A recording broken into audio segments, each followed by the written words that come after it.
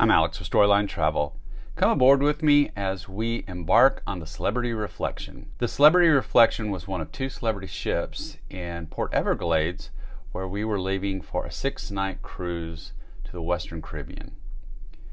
Because of being the second celebrity cruise ship, and there was also a Royal Caribbean ship in Port Everglades, we ended up in one of the older terminals boarding the ship. As we wound through the terminal, we waited with other guests to go through security and to do a passport check. Because we had checked in online and already had our express pass on the Celebrity Cruises app, we were able to bypass guest services and go straight to boarding the ship. On our path to boarding the ship, Celebrity had set up a nice water station. Once past the drink station, we had the option to either take an elevator or an escalator up to the second level where we would board the ship. Once we got to the top of the escalator, there was a small line to scan your boarding pass that was either on your app, which is what we did, or if you had printed your boarding pass ahead of time, you just needed that barcode to get on board the ship.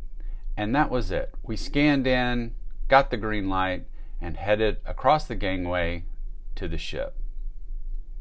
As is our custom, once we get on board the ship on embarkation day, we find our muster station, looking overhead for the letter and then number assigned to our cabin. We like to check this safety requirement off first thing. Once we found our muster station, we verified with the crew member that we had watched the safety video. He scanned our barcodes one last time, and that showed that we had checked in for our safety station. At the station, there were life jackets available for us to see, and if we needed a in-person demonstration, that was available by the crew member as well. And once all of our party had scanned their express pass, we were good to go. As a guest staying in a concierge room, we were able to go straight to our room and drop off our day bags. We were on deck 10, so we headed up the elevator to our room. Right outside of our door, behind the room number, was a little packet with our room keys. We walked in, put our bags in the closet, and then it was time to head for lunch. One of the benefits of being a concierge guest is that you have a welcome lunch. The dining room was the Opus dining room, which would be our main dining room for the entirety of the cruise. And the maitre d' asked one of the servers to guide us to a table that was big enough for our party. We had 5 with us, and so we enjoyed a round table where we could all see each other in addition to having a fabulous lunch. We enjoy this perk provided as a concierge guest because the meal is quiet and calm and we're served, as opposed to going to the buffet and fighting the crowd for food and for a table. We find this a much more relaxing experience. There is a small set menu for the concierge lunch with a few options for every taste. Once our lunch was over, we headed upstairs to check out the room. Let's do a room tour. Okay, and we've made it to our stateroom. We're on deck 10, and we're staying in room 1251. Our family's actually with us on this, which is so exciting. They're in 1253, so we have adjoining rooms. Let's take a look. Come on.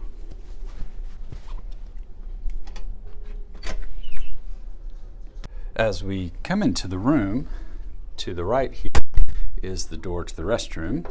And by the way, there is a mirror right outside so you can make sure your attire looks well before you go out to dinner or out on a shore excursion. We have a shower, nice and comfortable, but notice that we have 3 containers with shampoo, conditioner, and body wash. A very large mirror. Notice the drawers and storage. Hey there. And then there are shelves with another storage as well. There's also a cavity underneath the sink. For us, we have a connecting stateroom. As I've mentioned before, we are traveling with family. So across from the bathroom is the door for the connecting room. We've asked our room steward to have it unlocked so that we can use it going back and forth. So you know that it is permanently locked in case you do get a connecting room and you don't know the people in the room next to you. We have a nice closet with plenty of hangers, and notice you can do dual hangers if you drop that bar down. Because we're in a concierge, we get robes. That's one of the amenities of being in a concierge room.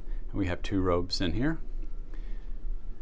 My wife and I, we do have the king-size bed put together. And then notice for our concierge welcome, we do have a special sail-away party. Sometimes our concierge teams will put together special events for us, and for us, it's a sail-away party on the holodeck. We'll take a look at that later. Across from the bed, you do have a couple of hooks. If you want to hang a hamper or maybe a jacket or shirt, you have that available to you. Notice on the headboard on both sides of the bed, there are wall sconces, each with their own independent light. So you can have them for reading or just lighting the room during the day. And then we have these small little tables next to each side of the bed that also have little shelves for storage. This is nice for putting your cell phone on if you want to have an alarm set, or maybe a glass of water for in the night. One thing about the Solstice class ships that are very interesting is above your headboard there is storage up here. Just remember on the day that you're getting ready to leave and pack up that you don't forget to check the overhead bins. Make sure you don't leave anything unexpected. All right, next to the bed we do have a sofa.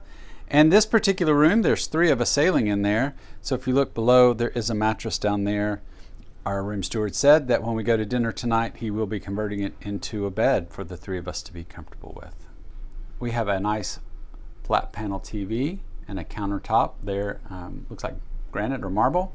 One of the benefits of a concierge room is use of an umbrella and binoculars. So those are the binoculars we get to use as we come into port. There are 3 drawers here that we can use. And then these handles here, one is for your safe, for electronics or valuables. And below that, a mini fridge. There are some items for purchase in here, but there's still room if you need to keep something cool, maybe some medications or a piece of chocolate cake you're going to save for later. And then a small vanity area with glasses and a couple of bottles of Evian water. All right, let's head out the balcony, check it out. At this point we've sailed away, so we have some beautiful blue Caribbean water. We have 2 chairs, and they do have little footstools, and then a nice table for coffee, or if you want to have a quick meal. In the concierge area, you do get afternoon snacks, and so you might want to enjoy that out here on the balcony.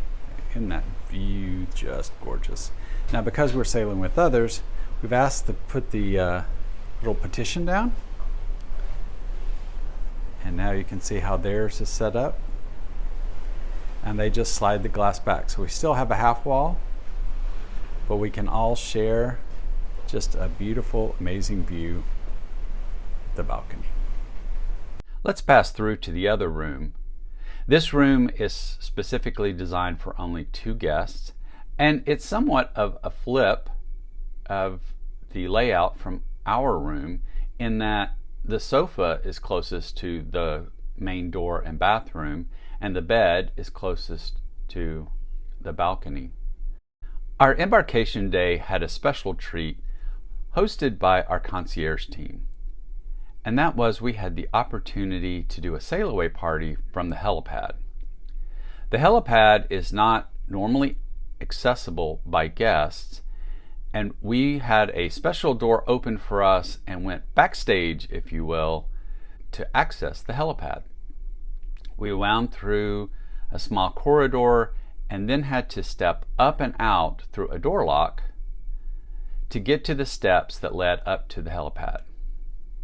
Once at the top, we were greeted with other concierge guests, a nice open area, and we're looking off the front of the ship at Port Everglades.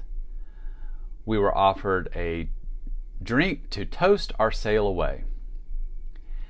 As the ship pulled away from the terminal, we noticed other ships leaving with us. It was a parade leaving Port Everglades with Princess Cruise Lines, Holland America's Rotterdam, and of course the Celebrity Ascent.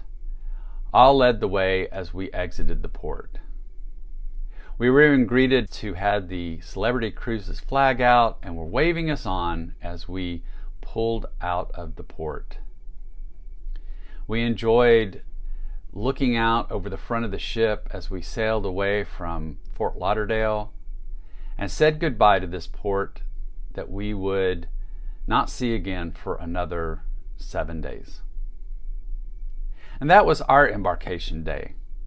While the helipad party is not a normal offering, we have had many instances where our concierge team has done something special for us, just like this sail-away party.